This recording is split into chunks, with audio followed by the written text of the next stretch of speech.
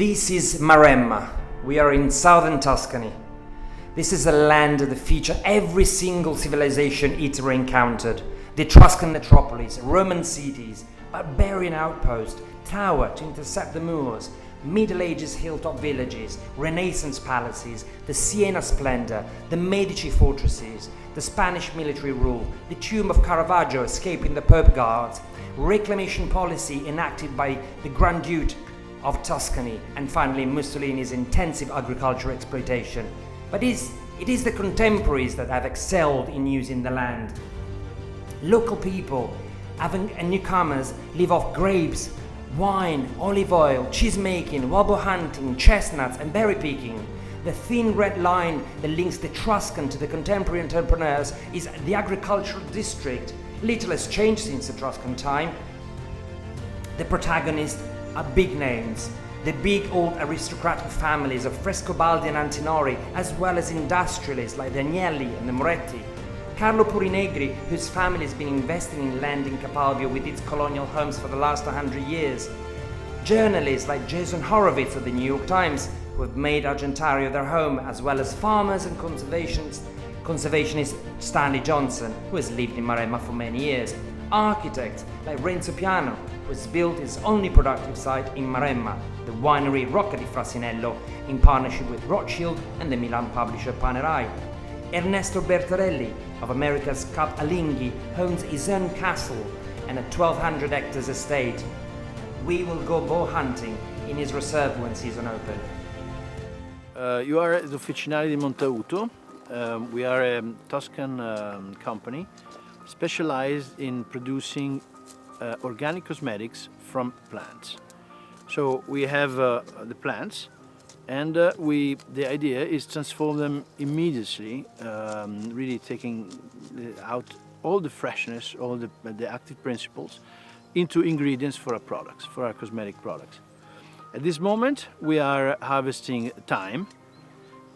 Thyme is harvested when there is the most of the blossoming, and the blossoming is the moment where nature produces the most of the essential, the active principles. Thyme, we have lavender, we have sage, we have romarin, we have Helichrysum italicum, which is that English people call curry plant, and the French, which is a much beautiful name, called immortelle. Calendula officinalis, which is marigold in English, and many others. Well, the idea is really extracting this perfume, okay? Having really this feeling, okay?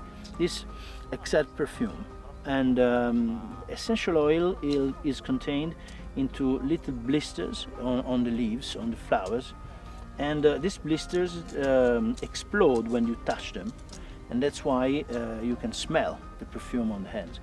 Bees are very important because, of course, they take an active part in pollination, and we actually produce a fantastic honey.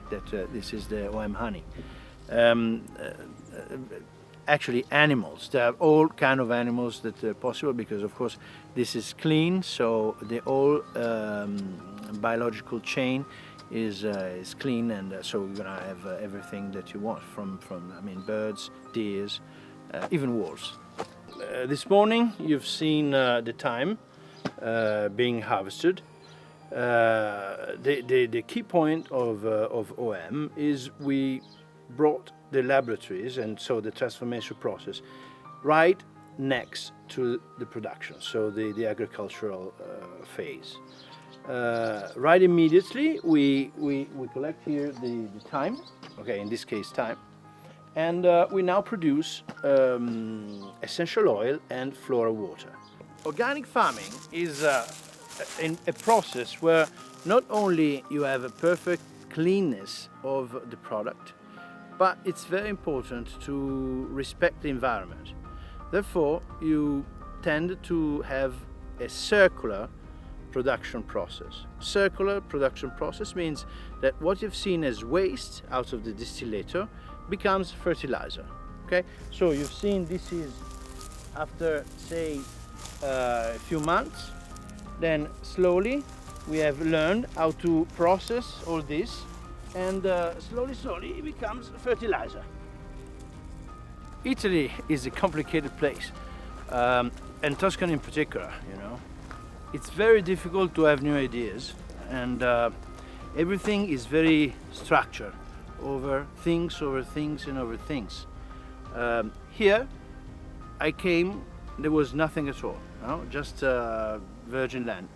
We started to work, and what happens? Well, you see, here we have the remaining of a Roman farm. Okay, you see these tiles are Roman tiles. Basically, are more than 2,000 years old, and you recognize it because they were cooked in oven that were not so well, was not electrical, and were not as hot as now. I mean, what we use nowadays. So you can see this is much thicker, and it's full of little imprecisions, where you can say it like that. Okay, this was a Roman tile. Okay, I wanted to create a cosmetic firm, a product that really brings the territory to the customer, which means brings really a piece of this nature. This is a place that is full of history. Over there, there was the old city of Vulci.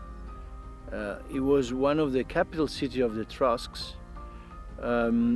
Almost 100,000 inhabitants in 500 BC. Okay, it's huge.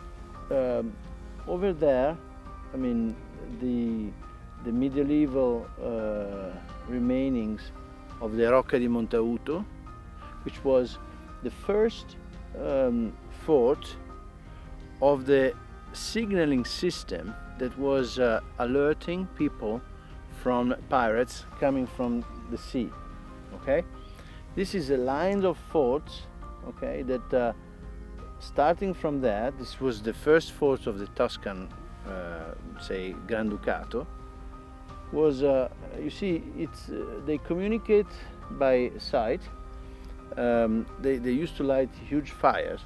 Okay, so you have Montauto, Castello di Cerpena, Poggiofoco, Marsigliana, all the way up to Livorno.